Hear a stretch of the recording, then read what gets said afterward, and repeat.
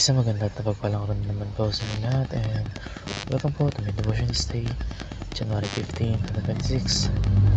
Today ang topic naman ng video sa manan is about Satan, the deceiver and the father of lies. And yung verse naman na natalakay na this day is from John chapter 8 verse 44. Sabi dyan na when he lies, he speaks his native language, for he is a liar and the father of lies. Sa verse natin, malinaw na sinabi ni Jesus na si Satan ay ang father of lies. Ibig sabihin ng kasinungalingan ay likas na sa kanya.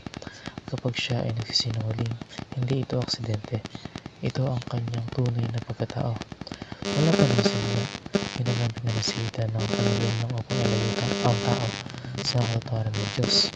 He twists God's word, hides the truth, and makes lies looks like something good or harmless. Ngunit kahit aktibo si Satan, hindi siya kapantay ng Diyos. Sa pamamagitan ni Kristo, nabubunyag ang kasinungalingan at ang katotohanan ng nagdadala ng liwanag at kalayaan. Kaya naman para sa Catholic Day, number 1 is Satan destroys trust through lies. Sinisira ni Satan ang tiwala sa pamamagitan ng kasinungalingan. Tiwala sa Diyos, sa ibang tao at maging sa sarili natin. Kapag maniniwala tayo sa maling kaisipan tulad ng hindi ako mahal ng Diyos o walang pakialam ang Diyos sa akin, unti-unting nasisira ang ating relasyon sa Kanya. Lies damage faith and relationships because trust cannot survive without truth.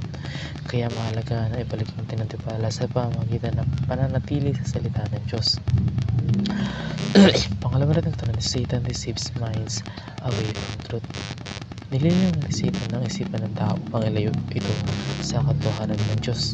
He plants doubts, confusion, and false beliefs that sound reasonable but are not biblical. Kapag hindi tayo grounded sa Word of God, madali tayong malilang ng mga kaisipang taliwas sa katotohanan. Ngunit kapag ang isip ay puspos sa salita ng Diyos, nagiging malinaw kung alin ang totoo at alin ang kasinungalingan. And pangutan natin ito ni Satan darkens hearts to reject God's light. Ayun ni Satan na padilimin ang puso ng tao upang tanggihan ang liwanag ng Diyos. He uses pride, sin, and unbelief to harden hearts. Kapag ang puso ay nanatili sa kadiliman, nagiging manhid ito sa tinig ng Diyos. Ngunit ang liwanag ni Kristo ay mas makapangyarihan kaysa sa anumang kadiliman. Kaya naman para sa ating application this day, number 1 is depend on God's Word as the standard of truth. Ang salita ng Diyos ang dapat maging pamantayan ng katotohanan sa ating buhay. Sa mundong puno ng opinion at kasinungalingan, the Bible remains unchanging and trustworthy.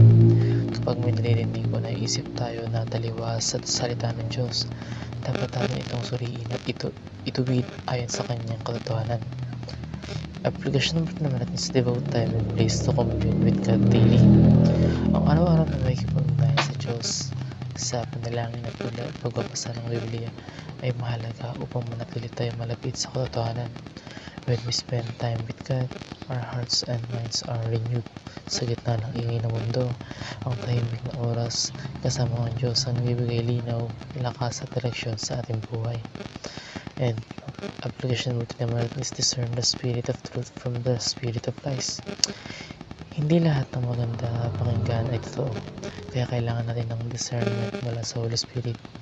Tinuturuan tayo ng Espiritu ng Diyos kung alin ang galing sa Kanya at alin ang kasinungalingan ng kaaway. When we walk closely with God, we become sensitive to His truth and resistance to deception. That's all for my devotion this day, January 15, 2026. My name is Kalente po, and thank you for watching.